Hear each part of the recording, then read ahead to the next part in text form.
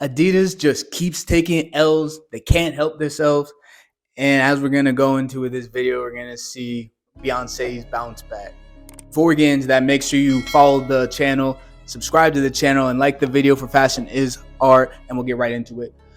It was recently announced that Beyonce and Adidas mutually agreed to separate, part ways, upon Ivy Park's failure.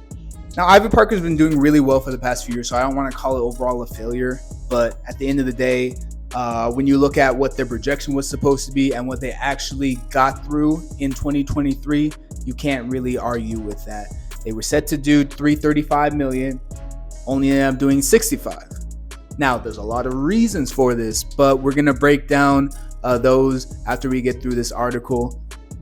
Beyonce and Adidas are breaking up.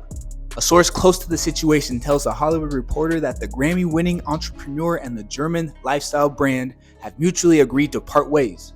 In 2018, Beyonce entered a creative partnership with Adidas, where she relaunched her Ivy Park activewear line and also developed new footwear and apparel for the brand. But there has apparently been major creative differences between Ivy Park and Adidas, and Beyonce is excitedly looking to reclaim her brand, chart her own path, and maintain creative freedom. In January, Beyonce previewed Park Trail, her latest Adidas Ivy Park collaboration, in Dubai a day before she performed a private concert for a shitload of money in the city. It marked her first live show in 4 years. The Adidas is not at the space at this stage, and neither is the economy really for Ivy Park to make a lot of money. I just mentioned earlier they only did 65. I think the year before they only had 40 million. So definitely is trending the wrong way. And that's because of simply this. Ivy Park activewear, it's meant to be spread across like a multitude of people. It's supposed to be for rich people, for poor people, for everyday people. I have some friends who are really into Ivy Park. But even this year, I was talking to them about Ivy Park because, talk about some fashion stuff here and there. And there wasn't that much hype around it, not much interest in it. And then with the price tag, it's like, is it really worth it? So now Beyonce is pivoting from activewear brand to luxury brand.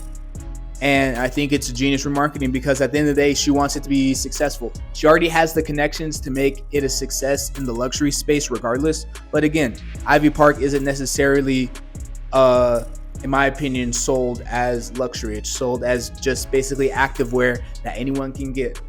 But can anyone get Ivy Park? No. That's why I think she made that switch over to Balmain. As well, Adidas, as we've noticed, they like to play it safe for people not named Kanye West when it comes to their creative designs and a lot of their ideas. But they do also crave a lot of that control, which Beyonce doesn't have to deal with in her new situation. It has to tell you that after they found out where their company was headed in February when it came to Ivy Park, they put two and two together and realized that it just wasn't working out. And I think at that point in time, Beyonce was like, I'm going to jump ship. I got to start something else new. We all know she recently dropped Renaissance, right? And what a better way and time to take advantage of it with collaborating with people who really love the brand. LA Times wrote, "Move out the way, Adidas." Beyonce just debuted a fashion line with this luxury brand. Beyonce and Balmain have teamed up for a new clothing line that's giving big Renaissance energy. The Break My Soul hitmaker and Balmain creative director Olivier Rousteing revealed on social media Friday that they have collaborated for the brand's Renaissance Couture, a collection of bold statement gowns and ensembles inspired by songs on Queen B's latest album. I was sketching and sketching as I listened, and sometimes you can't control the emotion of your sketch. And I started to imagine the sketches inside her album, how they would relate to the songs and the lyrics. It wasn't something I was supposed to be doing, but I was just inspired by the music to do it. Rousteing told Vogue France, which broke the news Friday, and that's how this started. According to the Balmain website, the Renaissance-themed line seeks to show that something powerful can result when music and fashion are combined into one unified whole. Among the 13 Renaissance songs that now have dedicated Balmain looks are Pure Honey, Cozy, and the premiere track, I'm That Girl. For each design, Rousteing explains how the concept came about. and the artists that were involved in the creative process, including sculptor Ellie Hurst. And then it kind of breaks down some of the designs that Beyonce's going to be including in this Renaissance luxury influence line, and how some of them are going to be familiar faces to the music videos she's already had, as well as her Grammy red carpet appearances that she's done related to Renaissance.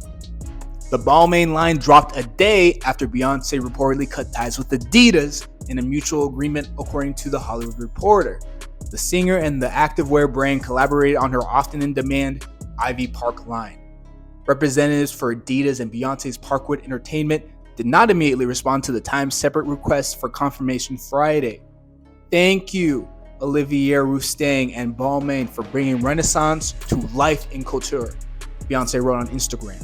Designing alongside you was free. Thank you for allowing me to celebrate the human form, to take artistic risks, to push boundaries, and to freely express myself. See, that alone is very telling to me, because that's clearly what she was not getting from Adidas. She breaks it out at the end. She didn't feel free. She couldn't take risks. She couldn't push the boundaries. So why would she want to stay? And when you have a talent like Beyonce, Adidas is just fumbling the bag with their relations when it comes to celebrities. And I've written about how you want to work with celebrities in the past and how you can easily leverage it. And I think Adidas, again, coming down to like the control factor, they have an idea of how they see things working, but these artists are just not, being able to express themselves the way they like. I have a feeling Beyonce was wanting to take it into a more luxurious route herself, but it just wasn't lining up for Adidas, and they had to step in here and there and say, hey, no, Beyonce, you can't do that. Really gonna tell the Queen Bee what she can or cannot do? And after a period of time, if you're not making money, that just sees creep in. When you have someone tell you, hey, you should try this, that, and the other, and you give it a shot and it works, you're likely going to take their advice again. Now, when it's the opposite, I'm fine with someone giving me feedback, critique, as long as it helps me improve. But if you do something that they recommend and nothing improves from that, it makes you just want to question their expertise entirely. So when Beyonce sees all this money Adidas has been losing from her, from some of the other celebrities that have been with them, how they haven't really done as much as they'd like to in the sneaker game when it comes to some of these athletes, you start to wonder, why am I here? And it seems that she's able to do a lot of things related to her music. She's been doing a lot more private type of things, even with just her concert in Dubai, she's not doing a ton of stuff there. Really wants to push Renaissance, as she should be. It's a very great album. And these designs, as they release, when they were released, which is, I feel, going to be very soon with that tour coming, is only going to lend more into her music, which I think will be much better in the long run for Beyonce. And Balmain is already just going to have some great business that's going to come into them from that celebrity connection. Adidas, again, their target audience wasn't really for that celebrity. They're trying to hit everybody. This Balmain collab will get a lot of regular folks. The Beehive will come out that can afford it, right? But still, going to be overall a much better game plan for Beyonce moving forward. But anyways, let me know your thoughts on Adidas and Beyonce's breakup. Do you think Beyonce made the right decision? Do you think she's going to run into more profit working with Balmain? If not, let me know in the comments below. And again, like the video, subscribe to the channel, and I'm out.